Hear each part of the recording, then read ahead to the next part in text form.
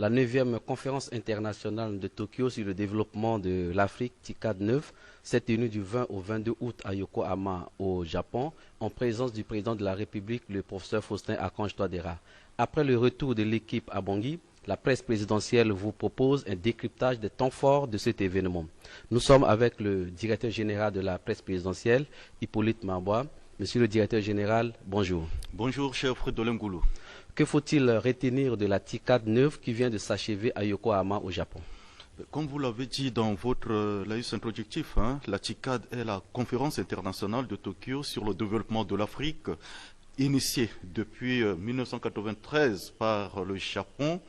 Cet événement vise à soutenir les intérêts de l'Afrique dans un premier temps et particulièrement à une époque où, à la fin de la guerre froide, l'attention des pays développés envers les besoins du continent avait commencé à diminuer. Depuis lors, la TICAD s'est donc positionnée comme une plateforme inclusive et novatrice, favorisant les échanges constructifs entre les divers acteurs du développement en Afrique. Ce qu'il faut retenir donc de la TICAD du Japon, comme vous l'avez dit, la TICAD a donné lieu à un partenariat Afrique-Japon réaffirmé. Je m'explique. Le Japon a renouvelé son engagement en faveur d'un développement inclusif et durable en Afrique. Cet engagement est fondé sur le respect mutuel, la paix, la stabilité et l'innovation. Nous aurons le temps de mieux le décortiquer. La deuxième leçon à retenir, cette édition a pour spécificité les investissements dans le capital humain, notamment tout ce qui est volet social, l'éducation, la santé, l'autonomisation des jeunes et des femmes. Il y a eu également la transformation économique à travers des appuis à l'industrialisation, à l'agriculture durable et au développement du secteur privé. Cette édition a également comme spécificité la triptyque paix, sécurité et gouvernance qui va être matérialisée par un soutien aux pays en sortie de crise et aux mécanismes africains de paix. La troisième leçon à tirer est l'annonce de nouveaux engagements japonais, lesquels engagements ont porté sur le financement de projets structurants en Afrique, le transfert de technologies et d'expertise dans le numérique, la résilience climatique et les infrastructures, et la coopération renforcée avec l'Union africaine et les communautés économiques régionales, dont la CEMAC, à laquelle la République centrafricaine fait partie. Monsieur le directeur général, comment alors mesurer la valeur ajoutée de la participation de la République centrafricaine à ce rendez-vous international? En effet, présent à Yokohama, le président de la République, le professeur Faustin Archange Touadéra, a mis en exergue de nombreuses opportunités économiques que son pays peut offrir aux investisseurs internationaux. Le Japon étant donc un partenariat fiable dans des secteurs clés tels que l'agriculture, les infrastructures, l'éducation, la santé et les nouvelles technologies, dont la robotique. Nous savons tous qu'en matière de robotique, le Japon est champion. Et donc, à travers la TICAD, le pays espère mobiliser des investissements dans les chaînes de valeur agricole, développer les énergies renouvelables, moderniser nos infrastructures sociales, et renforcer les capacités des jeunes et des femmes dans divers secteurs liés à la gouvernance. Nous savons tous que c'est des enjeux de l'heure. Occasion pour la République centrafricaine, notre pays, de valoriser sa position stratégique en Afrique centrale comme porte d'entrée pour des partenariats innovants. Une autre valeur ajoutée. La TICAD 9 représente une occasion précieuse pour le chef de l'État centrafricain, le professeur Faustin Archange Touadéra, de renforcer les relations de coopération avec l'Empire du Japon. Oui. C'est vrai que cette relation existait à un moment avec la crise qu'on a connue. Elle a été interrompue et là maintenant il est question de le redynamiser. C'est ainsi que le 21 août, le président de la République a pris la parole dans un discours succinct, axé principalement sur les questions économiques. Il a ainsi lancé un appel en faveur de la co-création d'un plan d'investissement global destiné au développement des infrastructures logistiques de la République centrafricaine pour la période allant de 2025 à 2030. Un discours à travers lequel le plaidoyer présidentiel a été inscrit dans la logique japonaise de la croissance de qualité, en privilégiant les transformations structurelles durables plutôt que des appuis ponctuels qu'on a connus avec certains partenaires jusque-là.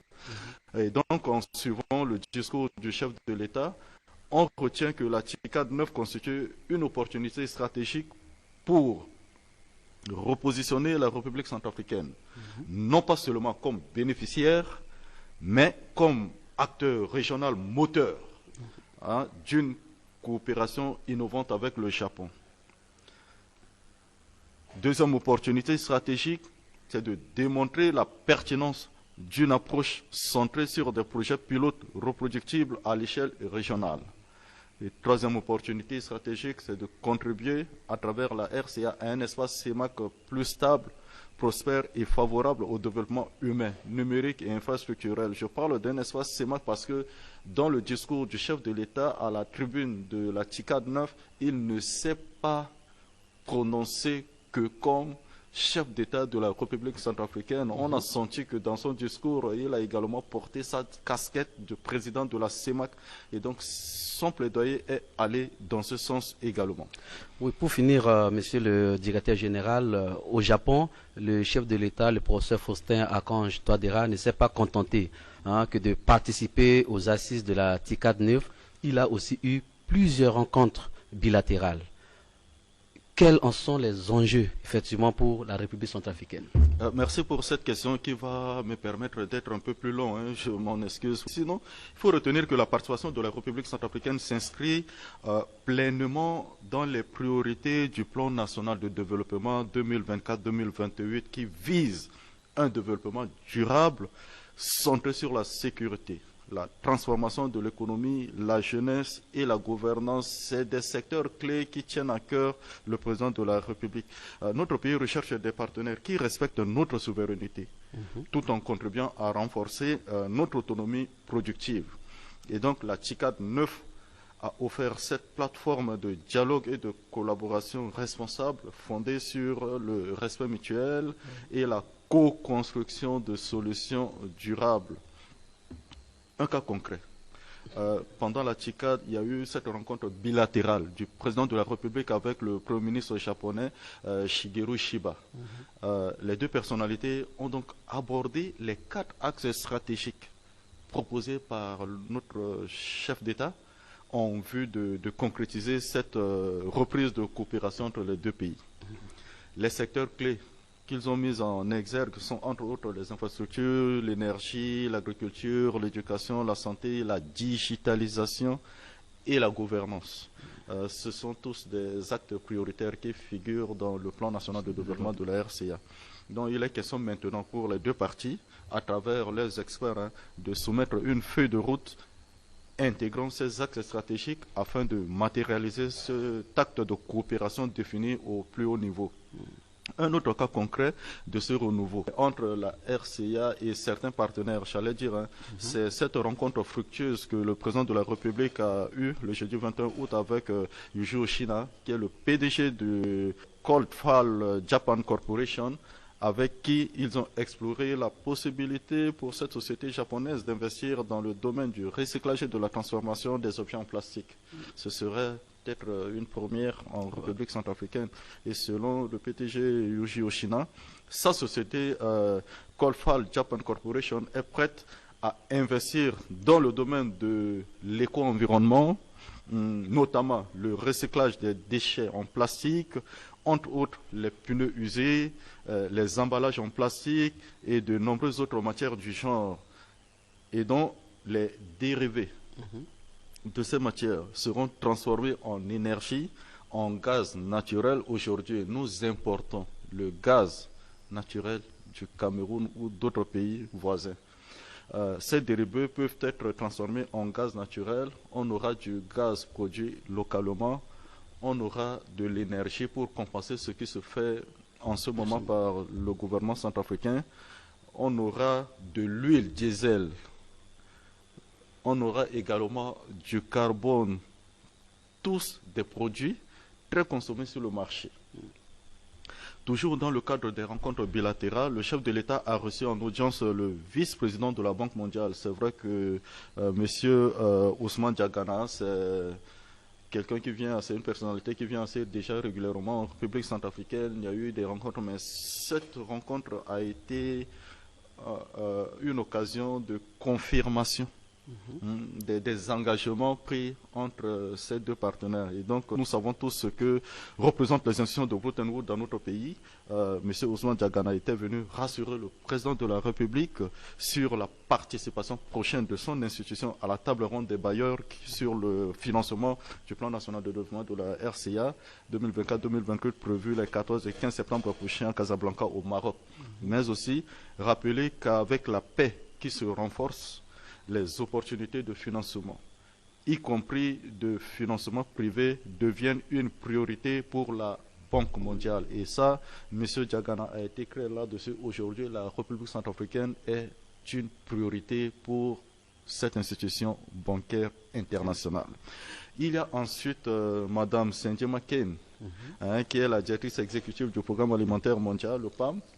Elle aussi, elle était venue s'entretenir avec l'autorité sur la nécessité de renforcer le programme d'alimentation scolaire en République centrafricaine. Le programme d'alimentation scolaire, c'est un programme que on connaît, qui a été officiellement lancé d'abord à Bambari, ensuite à l'école Bouboué récemment. Et donc pour le PAM, il est temps que l'alimentation scolaire puisse offrir une opportunité aux enfants et principalement aux filles d'avoir une éducation de qualité et de prévenir le décrochage scolaire. Parfois, il y a des enfants qui arrêtent la fréquentation scolaire parce que les conditions sociales ne sont pas réunies.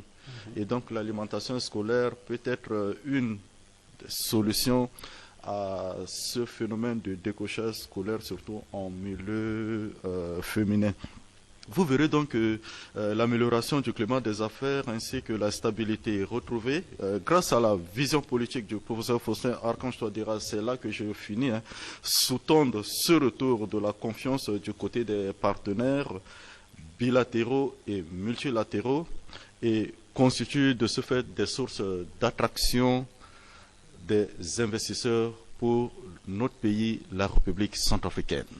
Voilà, c'était un décryptage spécial sur la participation de la République centrafricaine à la TICAD 9 au Japon. J'étais avec le directeur général de la presse présidentielle, Hippolyte Marbois. Merci à vous, monsieur le directeur général. Merci à vous, cher Fridolin Ngolo. Merci à tous les téléspectateurs et auditeurs.